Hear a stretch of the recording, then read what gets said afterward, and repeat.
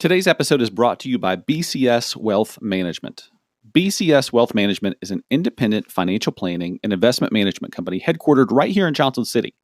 What's great about BCS Wealth Management is that they're 100% independent, which means there's no big company in New York pulling the strings. BCS Wealth Management is also a fiduciary, which is just a fancy way of saying that they're bound by law to do what's in your best interest. Not everyone who works in financial services is a fiduciary. These folks are. So, whether you're in need of a financial plan to keep you on track with your goals, if you're an individual needing a checkup on your personal investments, or a business owner needing an evaluation of your company's retirement plan and other benefits, the highly trained team at BCS Wealth Management is ready to help.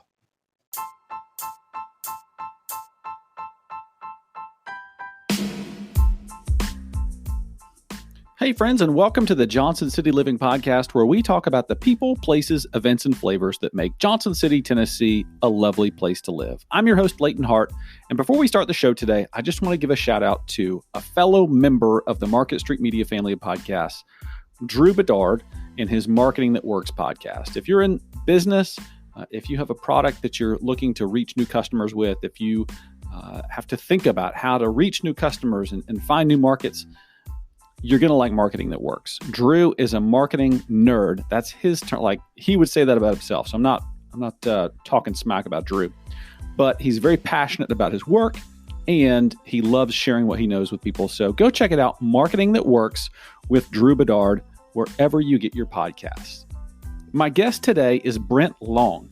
Brent is a native of Blountville and is now planting deep roots in Johnson City. After high school, Brent played baseball for Brevard College, which is just over the mountain near Asheville, and Brent even got drafted into the Houston Astros organization after college. After a year of professional baseball, Brent decided he would make his way in the business world. In our interview, Brent tells the story of how he went from dipping his toe into real estate and home construction while he had a full-time job in medical sales to where he is today, with a number of projects under his belt that have literally changed the face of downtown Johnson City. Here's our interview with Brent Long from London Living. All right. Well, tell us your name. Tell us what you do for a living.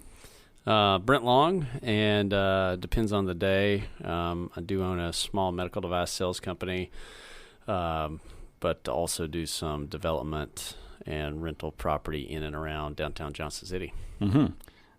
Have you always done that? No. When did that start? Let's see. I started in real estate about 12 years ago when I built my first home. Okay. And then kind of worked my way into downtown Johnson City over the next few years. Is that something that had been on the radar screen for you? Like, is it you kind of always dreamed of owning and investing in real estate, or how did that come up? Well, I guess growing up, my dad, he built a couple houses that we lived in, not as a general contractor, just to save money. And me and my two brothers, we were the free labor. So kind of grew up around that, did everything from pouring the footers to, general cleanup work around the job site and things like that. And so I always had in my mind that when I grew up, I eventually wanted to build my own house. Yeah. And so we moved to Jonesboro after living in Chattanooga at the time to Jonesboro and build our own house there, acted as my own general contractor, did a lot of the work myself, saved a bunch of money, so it was great. And when I finished that, myself along with a friend of mine decided, hey, let's buy a house and fix it up. And, okay. That was when the whole house flipping thing was kind of hot. Those TV shows were starting to come out. So we did a few of those and made a little bit of money, saved that money, ultimately decided to buy some apartments.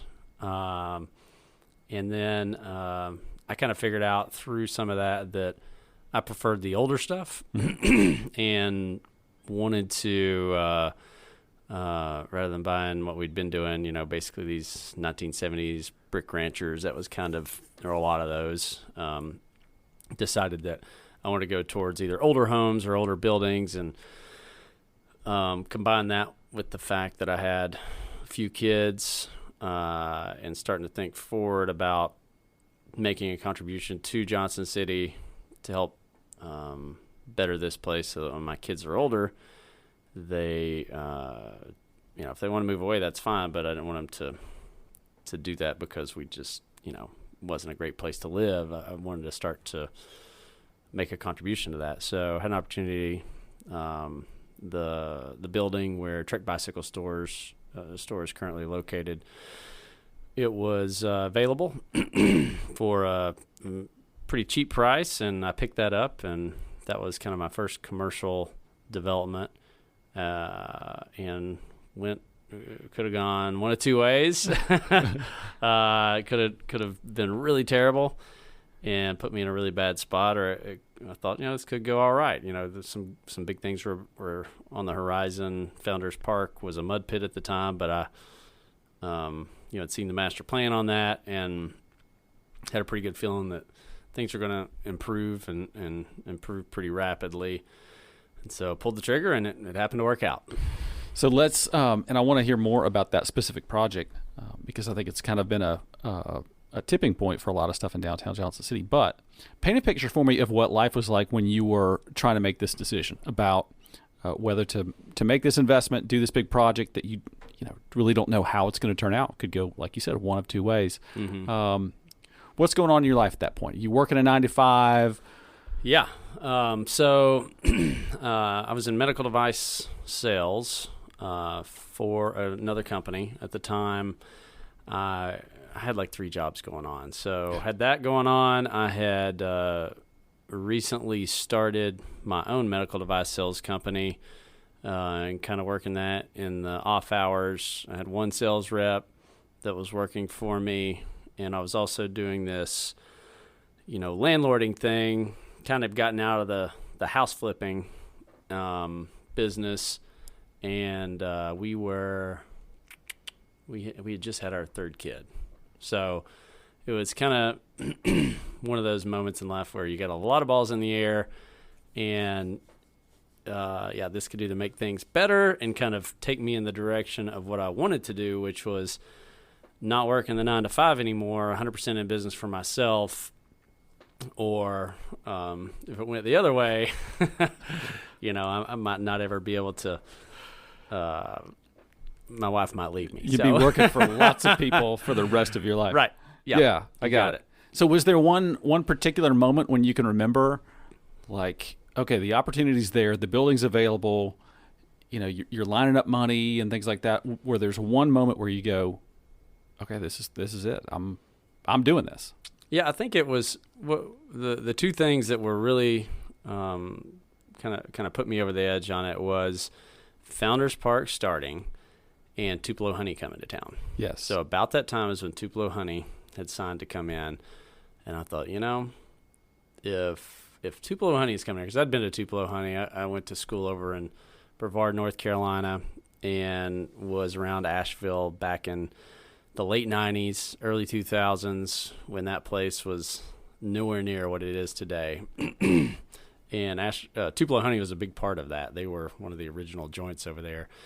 And to see how far Asheville came since then, and to see that we were kind of following some of those footsteps, that was what kind of put me over the edge. The city putting money in to better, but also a name like Tupelo Honey coming in, making that investment in Johnson City. Yeah. So for people who are listening but can't necessarily picture the building right off, it's the building where Trek is. It's on what intersection is that? Yeah, that's on the corner of Market Street and Commerce. Okay. Yeah, so if you ever go to the farmer's market and you look up, that's the building you're going to look up to if you're looking toward the big Johnson City sign. And it's got what's the emblem on top of the building? What do you call that? It would be an omega. Okay. Yeah. And as hard as we've tried to find the origin of that, not been able to find anything on it. Interesting. Wow. Yeah. I'd like to think that maybe at one point in time there was a building with an alpha on it. I don't know. Somewhere in the world there is. Yep. So maybe the guy that built it, that was the last building he ever built. And he was like, This Right. is it. This Yeah. is the omega. It's your This alpha. is the It's end. his omega. Right. That building, for those who have not been in Johnson City that long or have completely forgotten, I can't remember what the building used to look like before you fixed it up. Yeah, it was boarded up, and the tenant at the time was about 100 pigeons. And, I mean, it was ugly. We had to shovel out the pigeon guano, whatever you call it. Yeah. I mean, we shoveled it and wheelbarrowed it out. There was so much in gosh.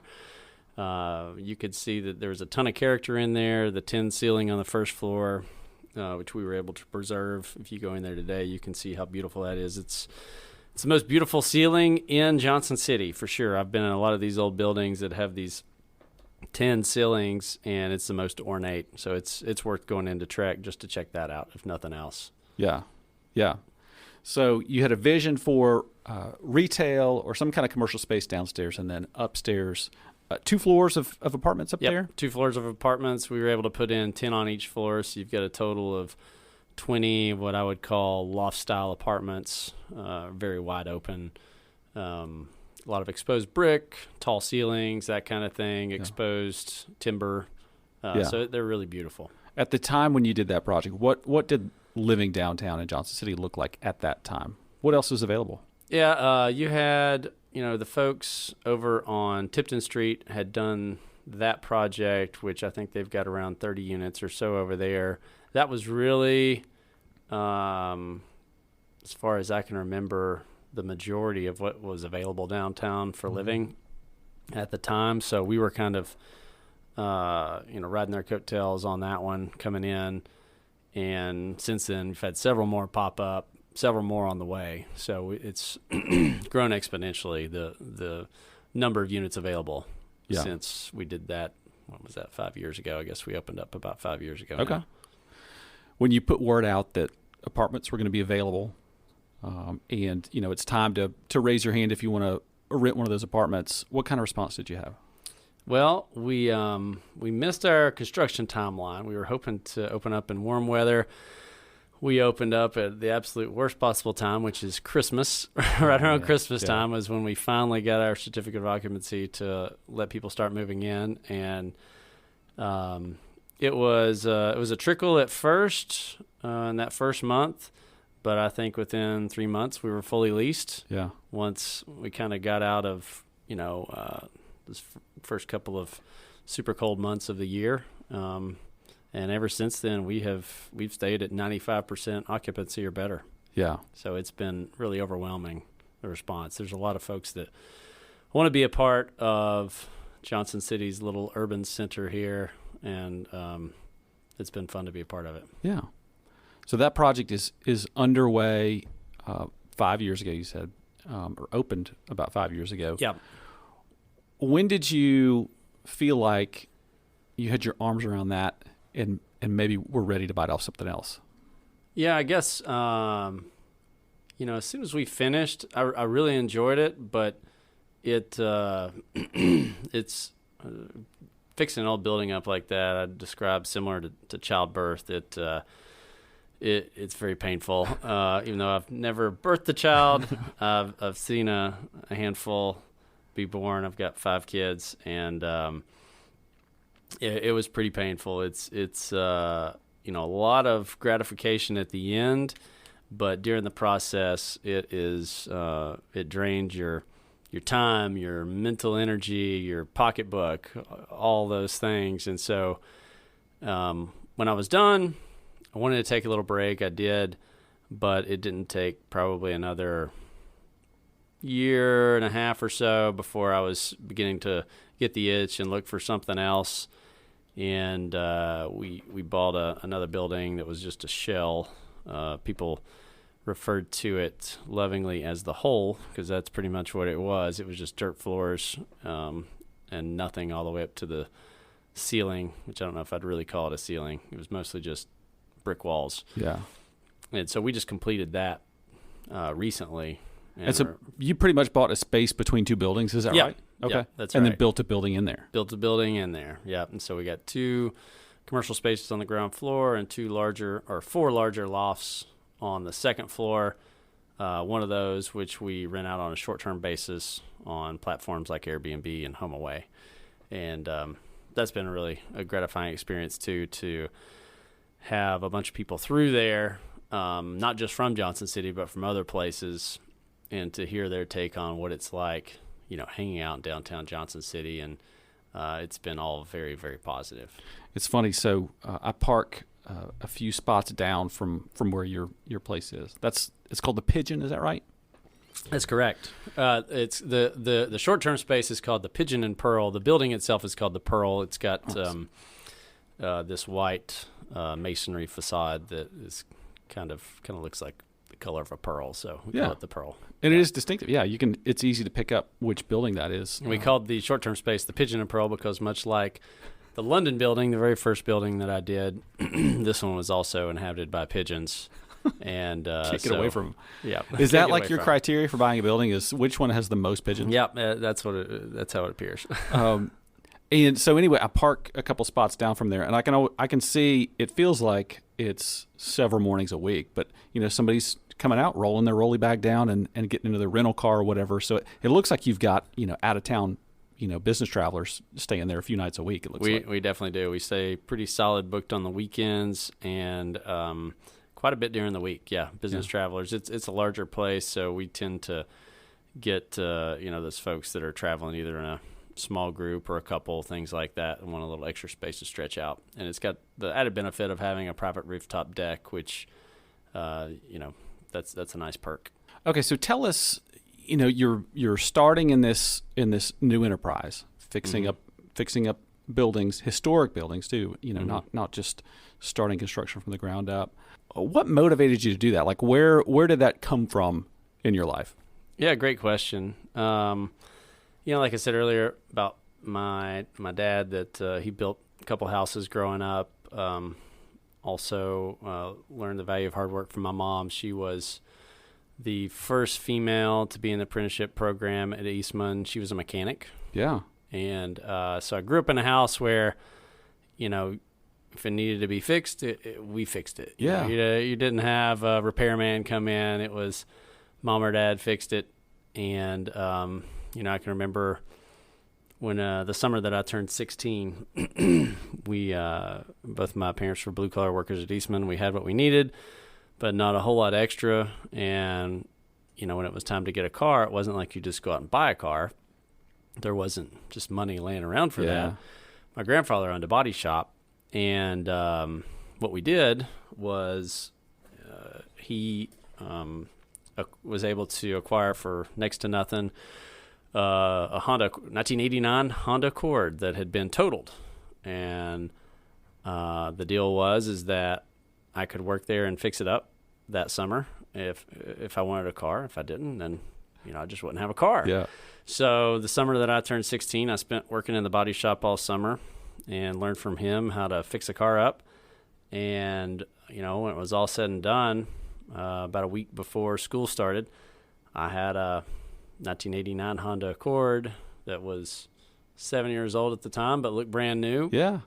And there wasn't a kid in that school that was more proud of his car because I had to work for it. But I saw the value of, taking something that was discarded by others and going in and spending some time and some sweat and creating something special there. Yeah. So I think that really kind of played into my later desire to take some of these things, buildings, houses that have been discarded, and fixing them up.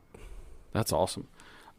We've always, until this house we live in now, we've always lived in older houses. And every house we've lived in, I've just looked around and gone, like, they just don't do stuff like this anymore. The finishes and the materials and things like that, it's just not done unless you're doing it at a supremely high level, right?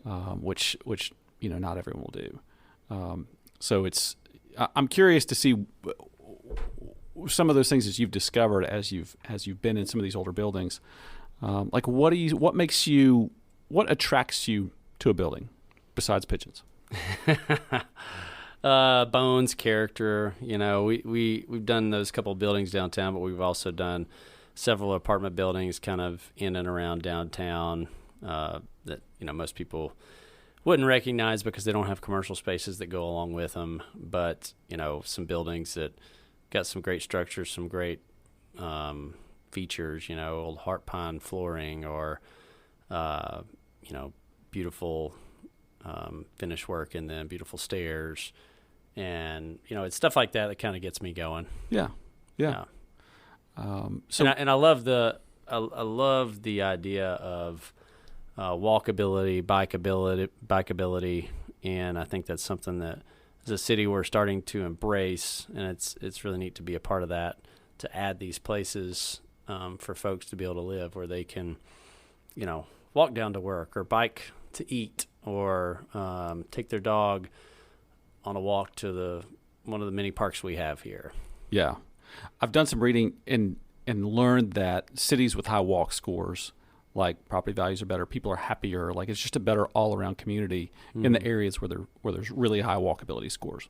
Absolutely. And I think the city of Johnson City is doing a great job addressing that with the green spaces, with things like the West Walnut Street project that is about to go underway. That's going to have bike lanes over there, great sidewalks for people to walk on, and I think you're going to see that inspire a lot of private investment as well. We're already starting to see that with, the Model Mill and its rehabilitation that's happening over there. One of your previous guests that were on here, Nathan Brand, he owns a restaurant in a building that I've purchased on West Walnut Street. And so you're already beginning to see the fruits of that, even though it's not even come to fruition yet. Yeah. Those are all direct, investments because the city has stepped up and said, hey, we're going to improve this area. Yep. My comment on that has always been, like, it may be a little rough getting there, like the road may be torn up, it may be a little inconvenient, there may be some cones, but like Founders Park, like King Commons, it's going to be worth it when it's done. I mean, what do you think about that? Absolutely. I think I mentioned earlier, I lived, my college years were in Western North Carolina, and we would go into Asheville to hang out on the weekends. My career, first real job, I guess you would say, out of college was in Knoxville back whenever Market Square was being redone. After that, I lived in Chattanooga when my wife and I first got married for a couple of years, when the riverfront was kind of just beginning to come into its own down there. So I've seen it time and time again. Cities that invest in their city, the private development follows, and what we've seen here over the last 5 years is exactly just that. And just as downtown, I believe, is pretty unrecognizable today from what it was 5 years ago. I think if you fast forward another 5 years, it's going to be the same story. Wow. Yeah. I'm curious, each of your properties you have branded a little bit differently. It has kind of a similar feel, like if you go on your website and look at the branding for each one. Give me your thought process behind that branding for each property. So we are a smaller organization. We're not trying to go out and, build 100, 200, 400 unit apartment complex. That's just not our shtick. That's great. We need that. But we're more about, creating intimate places, repurposing what's already there. And we feel like, as part of that process and respecting the building and giving it an identity, a thoughtful name to go along with it. So we usually try to pick an aspect of the building that kind of sticks out and try to play off of that and give that building, that apartment building, that commercial building, kind of its own identity. And people, it seems like it really resonates with folks. Our tenants really appreciate that. They take a lot of pride in saying, I live at the Pearl, or I live at London's Lofts, or I live at Tannery Flats, et cetera, et cetera. Yeah. Yeah, it's really well done. It looks nice, and it's not hard to tell which properties are yours. Yeah, and our website is londonlivingjc.com if anybody's interested in checking it out. I'll give a little shameless plug there. Absolutely. What do your kids think about what you do? It's growing on them. Usually, when I started out, I would take them through a building, or an apartment building, and ask them what they think, and oh, it's ugly, it's a dump. Why are you going to buy this place? Da da da, and then they see the finished result, and in some cases, my oldest, I've put him to work on some of these job sites, and he's got to be a part of it, and that's been pretty neat. But at the end of it, they're always, oh wow, this is awesome. I want to live here. When I go to school, can I live here? And now it's kind of gotten to the point where I take them through. And they still say, yeah, it's a dump, but they're like, but I'm sure it's going to look really cool when it's done. Oh, nice. So I'm starting to gain a little support. Yeah. That's right. That's good. Family's always the toughest critic, right? Always. But also the biggest cheerleaders, right, yes, at the end. Absolutely. You've gotten involved in downtown with your own investment dollars, but also you're on the board of the JCDA, is that right? That's correct. Okay. Yes, I'm the vice chair of the JCDA, and I'm in my second 3-year term right now with them. Why'd you do that? Again, it just comes back to, the fact that I've got kids, like a lot of people, and when they grow up, if they want to move away, that's great. And honestly, I hope that they do move away, but I'd love for them to come back. Go move away, experience the world, gain some insights, and then bring it back here to Johnson City. And I want Johnson City to be the kind of place that they either want to stick around or they want to move back to one day. And this is just, my small contribution to help towards that cause. Yeah. What's next? What's next? Great question. I'm kind of on hiatus right now a little bit, kind of like what I talked about with the London building. It was pretty painful. Getting through that birthing process, the Pearl was no different. So right now we're just kind of taking care of the apartment buildings that we have, getting those fixed up, keeping those in great shape. And, who knows, maybe in another year I'll be ready to take on another project. Right now we are pretty busy on the JCDA. We've recently acquired the John Sevier building. And that is no small task to manage that process of, first of all, getting through the purchase was a really big deal, long process, a lot of moving parts. And now we're into the part where we are, trying to look for a developer. We're going through that process to build new suitable housing for the fine folks that live there.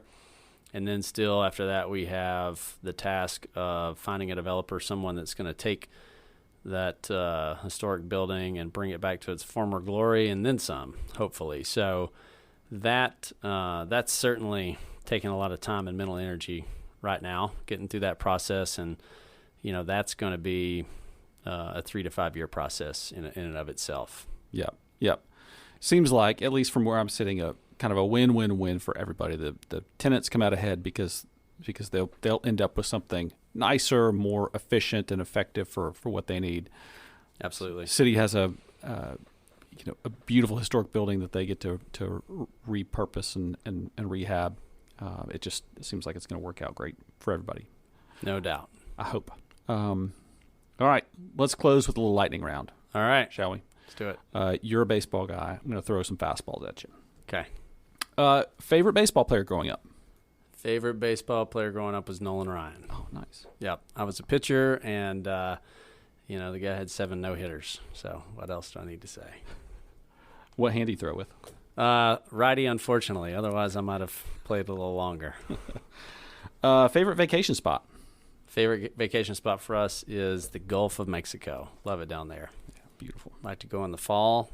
You can stay down there, and the ocean water is still 80 degrees, and it's not crowded, not too expensive. We love it. Perfect. Craft beer or craft cocktail? Craft cocktail. The older I'm getting, the less beer I drink. Probably an old-fashioned guy if I'm ordering a cocktail. Nice. What's one thing people would be surprised to learn about you? I have one blue eye and one green eye. Interesting. I've known you for years, and I did not know that. But now that I'm looking straight in your eyes, I can see that. There you go. Very interesting. If they banned real estate and you couldn't be in real estate, what would you be doing right now? What would I be doing? I would continue in the entrepreneur vein and probably just pour more time and energy into my medical business. Mm-hmm. Yeah, it's a great business. Got a lot of wonderful people that work there. Love it. Would just spend more time on that. Yeah, awesome. That's all I have for you, Brent. All right. You passed. You did great. Thanks, Leighton, for having me. I appreciate it very much. Absolutely. Thanks so much.